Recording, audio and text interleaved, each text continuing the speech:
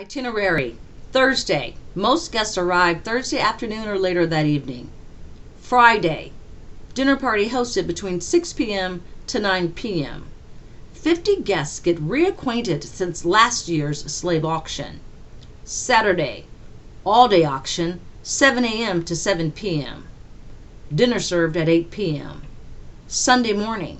Auction for the last picks, 7 a.m. to 12 p.m. noon. Sunday dinner, 6 p.m. to 9 p.m., closing speeches and remarks. Chapter 2. The Jacksons, Alabama. The Baileys and the Hawkins, Florida. The Hales, the Rimans, and the Keirners, Louisiana.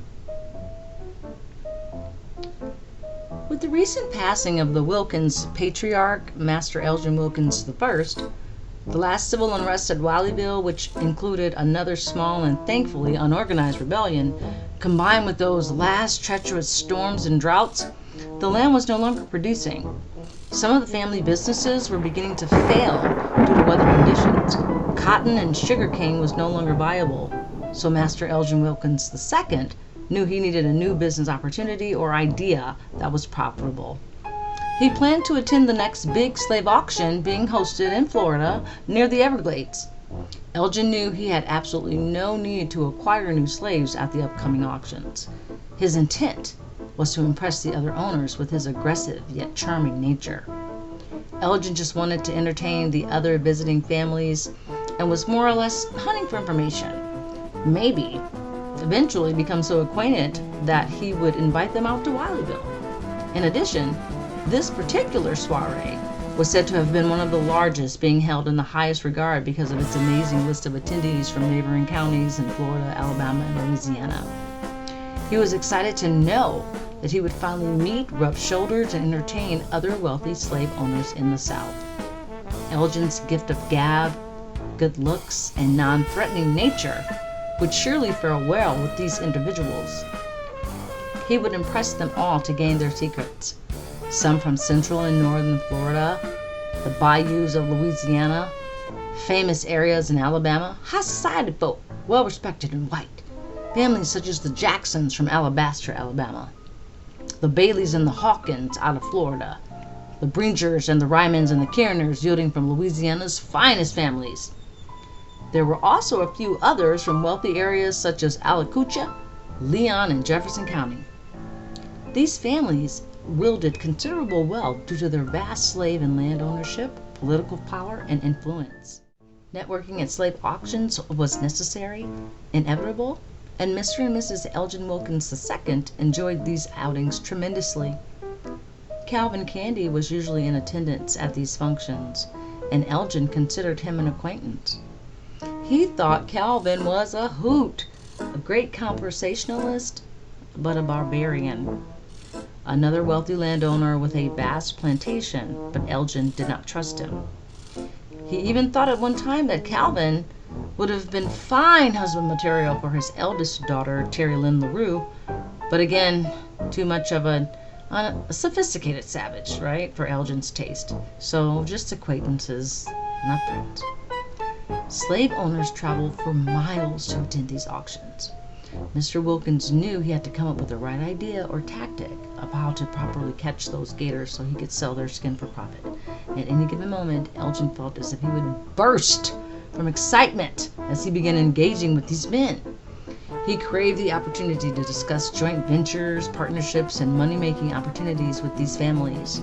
The problem is, he had no idea what was in store or the toll this greedy endeavor would take on his soul. Master Elgin Wilkins II is enjoying himself immensely at this function. In attendance was his great-grandfather-in-law, Mr. Leroy Elliott Jackson. Once niceties were exchanged between him and his great-granddaughter, Mr. Jackson was eager to introduce Elgin to the rest of the men crowd.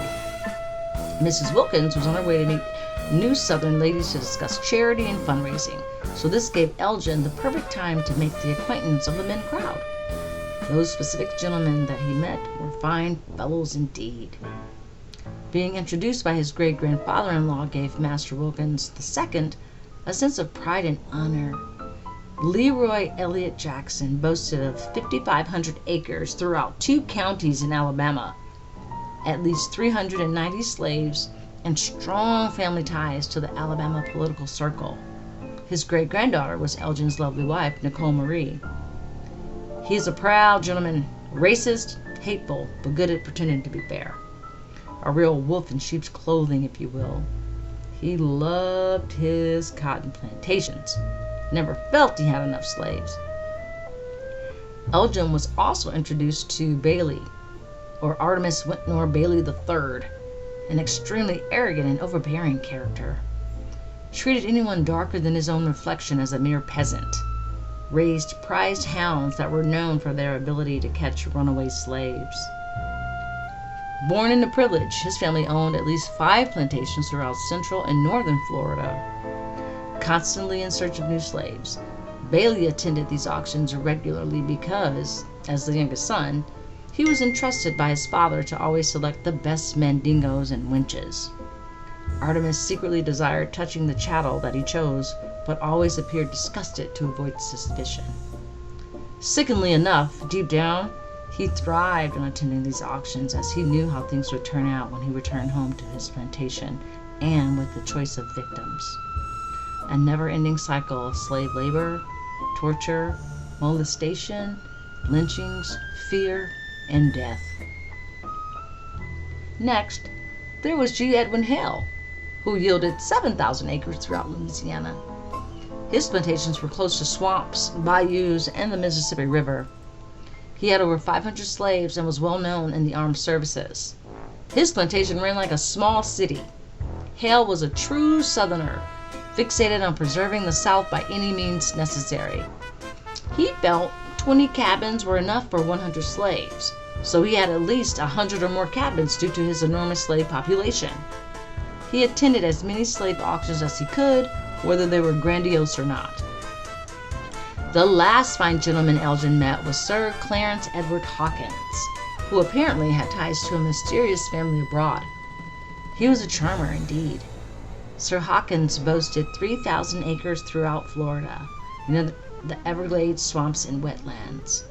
His plantations were filled with at least 250 slaves, mostly African, but at least 50 were Cuban, that were transported to the Americas. His crops were mostly sugar, cotton, cocoa, corn, oranges, and lemons. The Friday evening after dinner, around 9:30 p.m., is when these men exchanged dialogue that would change Elgin's life forever. The patriarchs from the Hale and Hawkins family initiate the unthinkable conversation.